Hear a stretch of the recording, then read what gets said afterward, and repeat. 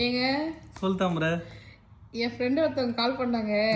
உங்க வீட்டுக்காரர் நிறைய ஸ்டோரி சொல்றாரு. ஆமா, எங்க மாமியார் ஒரு ஸ்டோரி சொல்லுங்க அப்படின்னு சொன்னாங்களா? நீங்க போலி சாமியார் வச்சதுக்கு போலி மாமியார் வச்சிருக்கலாம் அந்த கவிதைக்கு இந்த கதைக்கு ஆண்களுக்கும் சரி பெண்களுக்கும் சரி, ஆண்களுக்கு ஓரளவுக்கு நல்ல மாமியார் அமைஞ்சிடுறாங்க. இந்த பெண்களுக்கு அமையிற மாமியார் வந்து இந்த ஜென்ரேஷன் இல்ல, இன்னும் 7 ஜென்ரேஷன் இப்படியே தான் அமையும் போல. அதனால எனக்கு என்ன இதை சொல்றப்ப ஞாபகம் வருதுன்னா, நான் சின்ன வயசுல இருப்பறதுலாம் எங்க அம்மா சொல்லுவாங்க, எங்க மாமியார் வந்து சாப்பிடறதுக்கு சாப்பாடு கூட கொடுக்க மாட்டாங்கடா, எடுத்து சட்டி எடுத்து மறைச்சு வச்சுப்பாங்க, மீன் குழம்பு சமைச்சனா அதை எடுத்து ஒழிச்சு வச்சுப்பாங்க, ஒரு ஒழுங்கான சாப்பாடு கூட கிடைக்காது, அதாவது குழந்தை பிறந்திருக்கும் அப்ப கூட ஒரு சாப்பாடு கொடுக்க மாட்டாங்கன்னு சொல்லுவாங்க. அந்த காலத்துல இருந்த மாமியார் அப்படி ஒரு பாலிடிக்ஸ். இப்ப இருக்கிற மாமியார்லாம் யாருன்னு கேட்டா, எல்லாம் நல்லா படிச்சு முடிச்சுட்டு டிகிரி முடிச்சுட்டு அவங்க சைட்ல இருந்து எப்படி எல்லாம் பாலிடிக்ஸ் பண்ணணுமோ அப்படி பாலிடிக்ஸ் பண்றாங்க.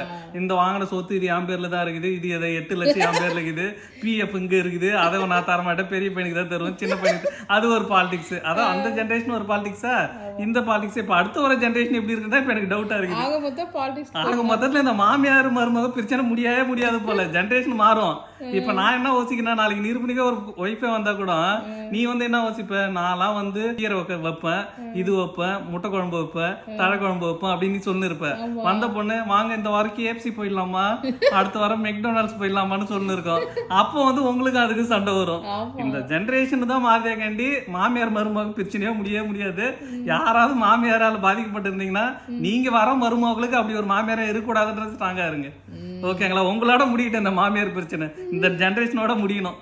அதனால நீங்க யாருமே உங்க மாமியார் மாதிரி நீங்க இருக்காதீங்க வர மருமகளுக்கு. ஏன்னா வரது எல்லாமே வந்து வெளிநாட்டு மருமகளா தான் வரும் இப்ப அடுத்த ஜென்ரேஷன் ஃபுல்லா.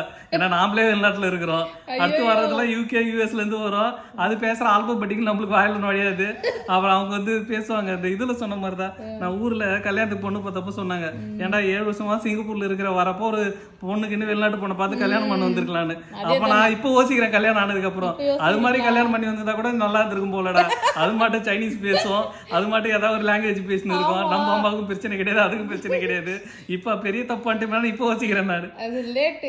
ஆனா என்னன்னு எனக்கு தோணுது, மொழி பிரச்சனையா இருந்தாலும் மாமியார் பிரச்சனை இருக்கும் போல.